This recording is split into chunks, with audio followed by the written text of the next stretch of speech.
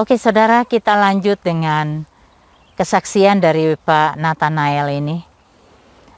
Bagaimana perjalanan keimanan dia. Karena kalau kita yang sudah berjumpa dengan Tuhan secara pribadi, buat para murtadin yang sudah bertobat dan berjumpa dengan Tuhan secara pribadi, pasti ada menghasilkan buah.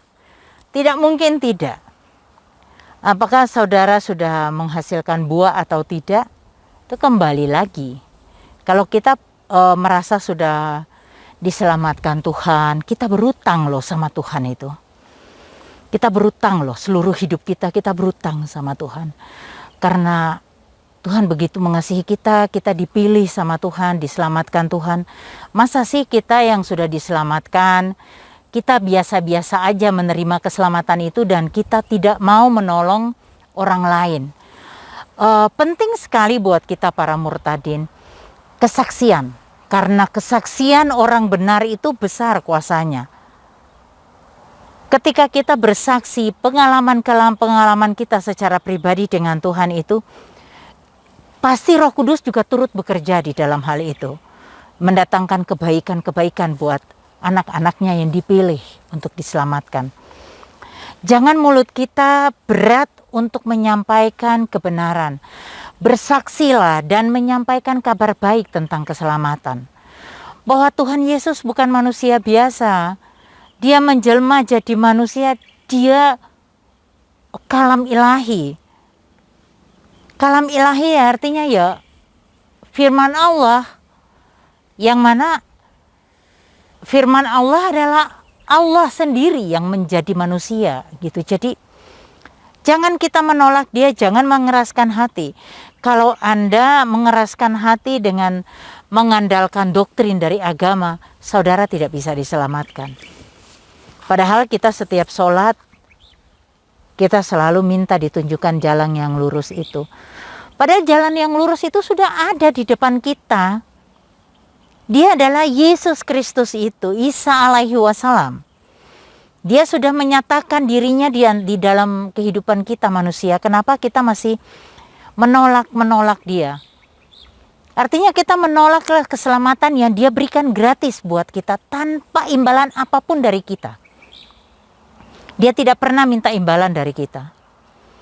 Dia hanya butuh kita tuh percaya. Karena dalam firman-Nya iman sebesar biji sesawi aja dapat memindahkan gunung. Kalau kita punya iman percaya dalam nama Yesus, apa saja yang kita minta pasti dia berikan. Biasanya terjadi, bisa terjadi. Seperti tadi kesaksian dari Pak Nathanael ketika ada suara yang mengatakan tengking dalam nama Isa Al-Masih. Dan luar biasa, si iblis yang bertanduk itu melepaskan cekikannya dan hilang entah kemana. Itu membuat dia semakin percaya bahwa benar Yesus adalah Tuhan. Dia berkuasa karena di dalam namanya ada kuasa. Kita nanya-nanya lagi, terus gimana nih Pak Nathanael? Seperti tadi saya katakan bahwa kalau kita sudah dipilih Tuhan, kita diselamatkan Tuhan.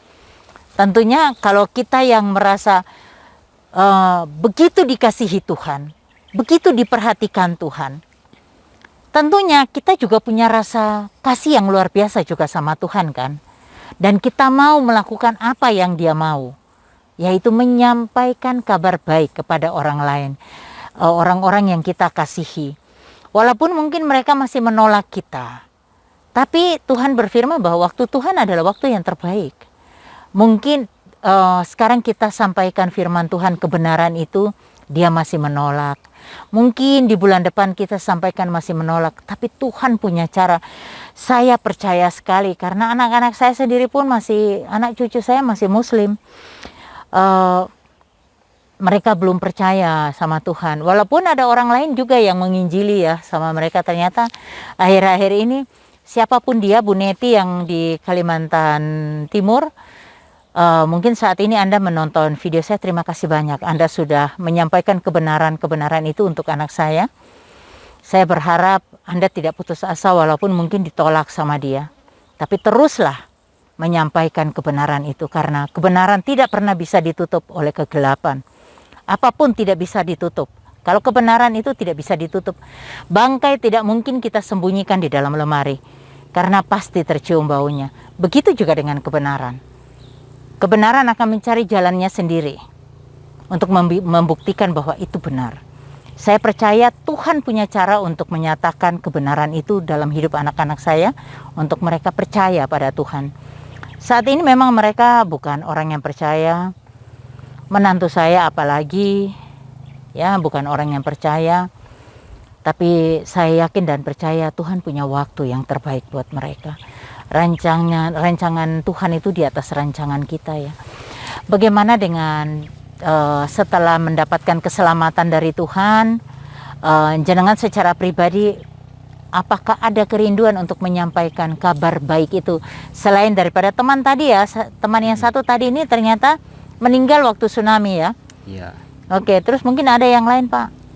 Ya, waktu di sana saya untuk kerinduan untuk menyampaikan ke kawan-kawan memang sebenarnya sangat besar gitu. Dan kebetulan waktu itu ada partner saya. Nah, jadi saya berpartner dengan Bapak ini ya. Dengan Pak Musa ya? Ya. Jadi di situ dulu ada tempat kerja. Itu memang banyak perempuan juga karena kerja menjahit ya. Iya. Nah, di situ kadang-kadang saya duduklah dengan mereka gitu ngobrol. Kalau tiba-tiba Pak Musa datang, itu kesempatan saya. Pak Musa datang duduk di situ, saya langsung bilang, minta penjelasan gitu. Waktu itu ramai, ada berapa orang. Saya bilang, Musa, bagaimana tentang keselamatan menurut agama kamu? Aku bilang begitu.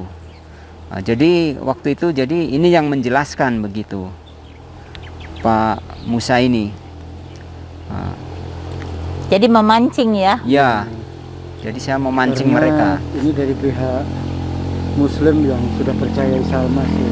Kalau saya dari pihak Kristen yang terang-terangan saya sudah masuk gereja dan saya menjelaskan tentang keselamatan itu. Hanya oleh Dia di kolong langit tidak ada nama lain yang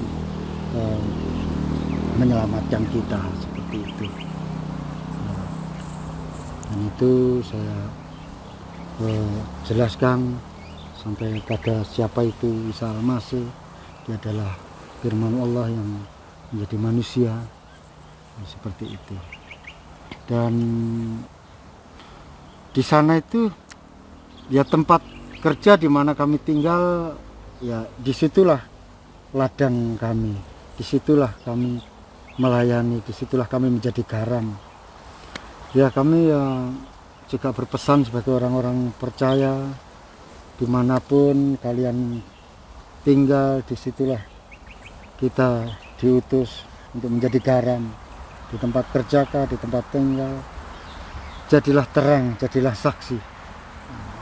Itu sih saya, seperti di Aceh yang kami lakukan seperti itu. Hanya menjadi terang, hidup benar di hadapan Tuhan. Pasti orang yang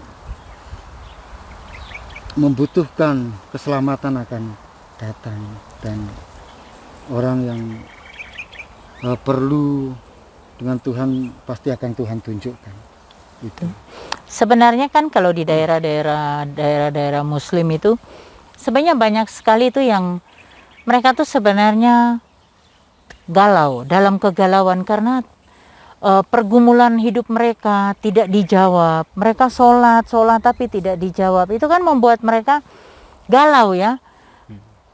Seperti apa yang dulu saya sendiri alami gitu. Jadi saya rasa di saat mereka sedang galau begitu, ketika kita menyampaikan bahwa ada satu sosok pribadi yang luar biasa yang akan menolong kamu, kalau diizinkan kita berdoa dalam nama Isa, biasanya mereka terima kok. Karena di dalam Quran sendiri kan Nabi Isa sangat diagungkan. Banyak sekali nama Isa alaihi wasallam disebutkan dalam Quran.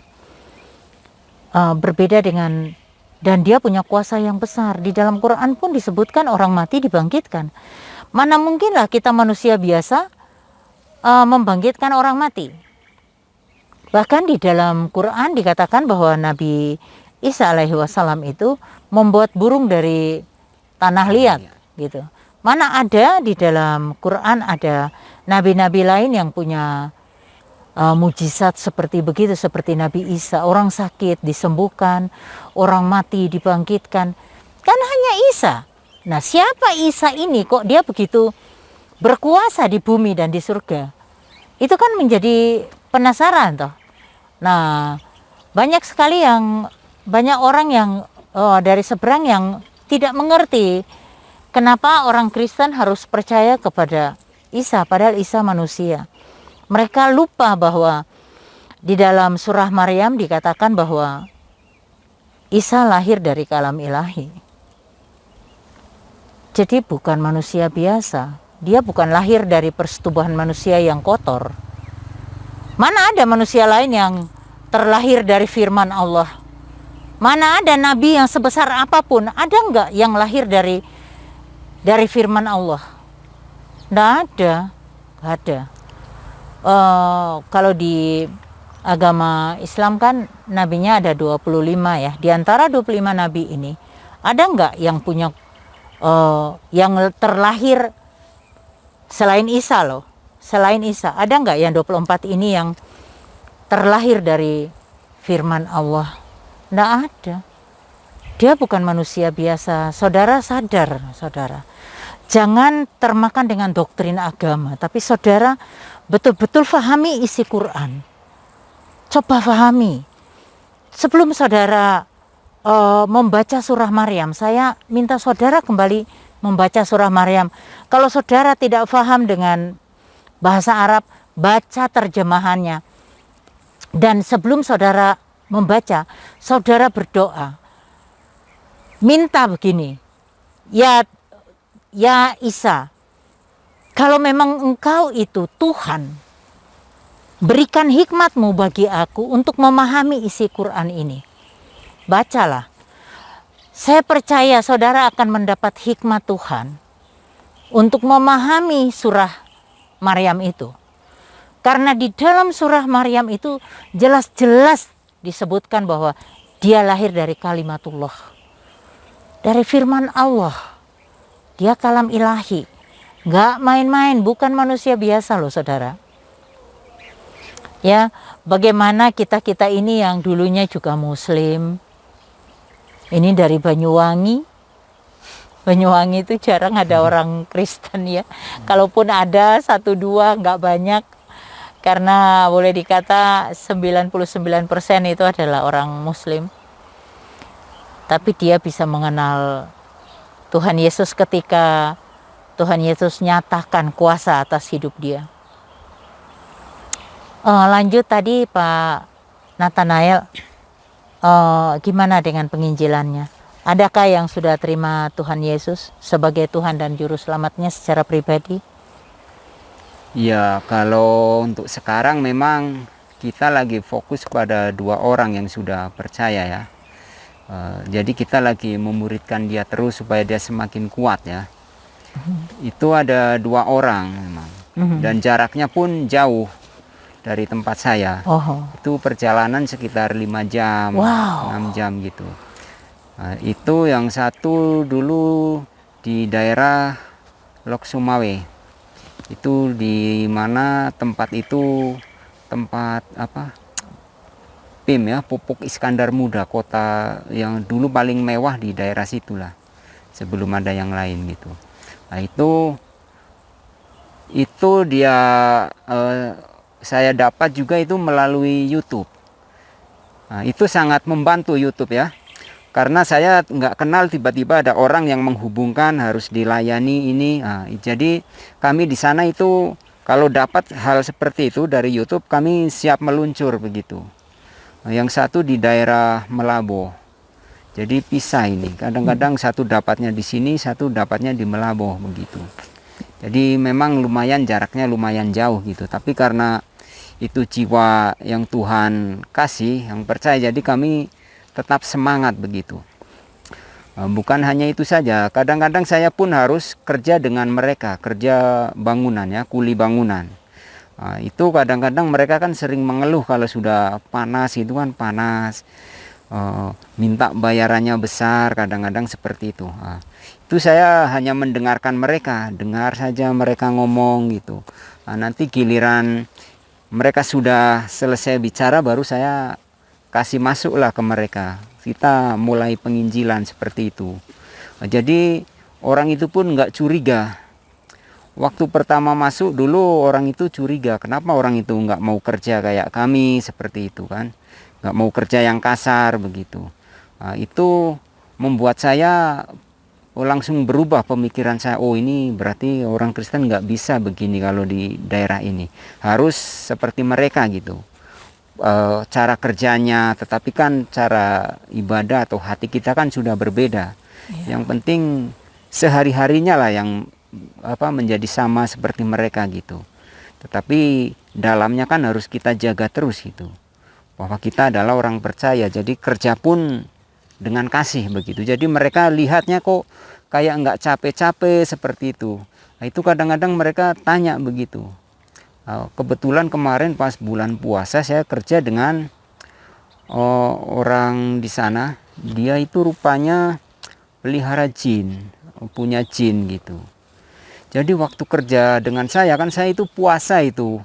Jadi saya memang tidak merasa capek waktu puasa itu, dan bahkan seperti kekuatan saya kayak full begitu. Nggak biasanya begitu. Ini ada apa ya Tuhan kan begitu. Tiba-tiba orang itu matanya berubah merah gitu kan. Kok dia jadi merah ini kan. Saya berdoa terus gitu. Begitu berdoa dia bereaksi. Tiba-tiba marah-marah tanpa sebab begitu. Waduh, saya cuma bilang saya nggak takut ini, kalau memang dia ada apa-apa saya maju saja ini dalam nama Yesus gitu kan. Dengan kuasa darah Yesus. Pada waktu saya bilang darah Yesus kok dia bergejolak begitu kan. Ini ada yang nggak beres ini gitu kan. Akhirnya dalam 3 hari itu saya fokus saja itu. Kerja memang saya nggak terlalu ituin, tapi saya fokusnya ke orang itu ya, kepala tukangnya itu malah. Saya doa, tiba-tiba dia jatuh gitu, kayak mau gelepar begitu kan. Mungkin mau terjadi pelepasan kali. Mungkin, cuma kan itu ramai sekali orang kan. Ini kalau saya tenggingnya dalam nama Yesus, saya pikir orang akan nengok semua. Cuma saya punya hikmat, ya udah saya suruh diam saja dia. Saya pegang lah kepalanya, saya doain supaya diam, nggak manifestasi begitu. Pancing dia. Iya. Setelah itu kan orang cuma pingsan biasa, kecapean begitu kan. Besoknya dia cerita ke saya bahwa dia itu punya jin, pelihara jin 3 gitu. Begitu. Aku bilang lah, itu kamu nggak bisa pelihara itu dalam agama Islam pun musyrik, kenapa kamu ambil itu, apalagi dalam agama orang seberang, maksudnya orang Kristen, itu tidak bisa sama sekali itu, kamu harus buang itu begitu.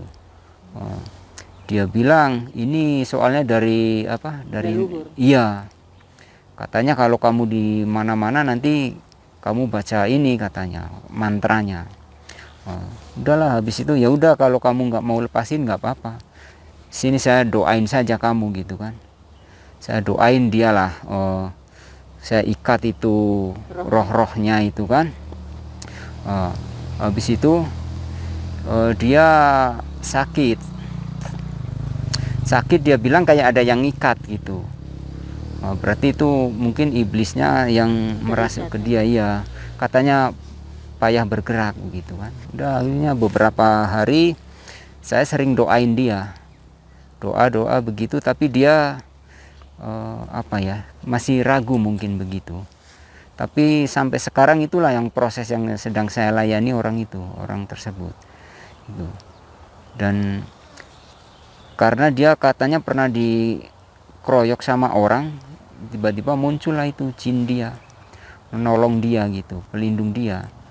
Itu kan orang nggak ada yang berani sama dia. Orang lihat saya, kok kamu kan badannya kecil, tapi kok kamu berani katanya. Aku bilang ini walaupun kecil, aku bilang kuasaku lebih besar dari badanku, aku bilang kan gitu kan. Dia senyum-senyum kalau lihat ada orang itu kan. Tapi waktu saya mau pergi, dia sudah baik. Seperti udah lepas lah, kayak dia kayak udah tenang begitu. Aku tanya dia, gimana keadaannya hari ini? Dia menjawab, ya saya sekarang sudah enak, kayak nggak ada yang mengikat lagi. Tapi itu aku bilang itu masih perlu didoain terus gitu.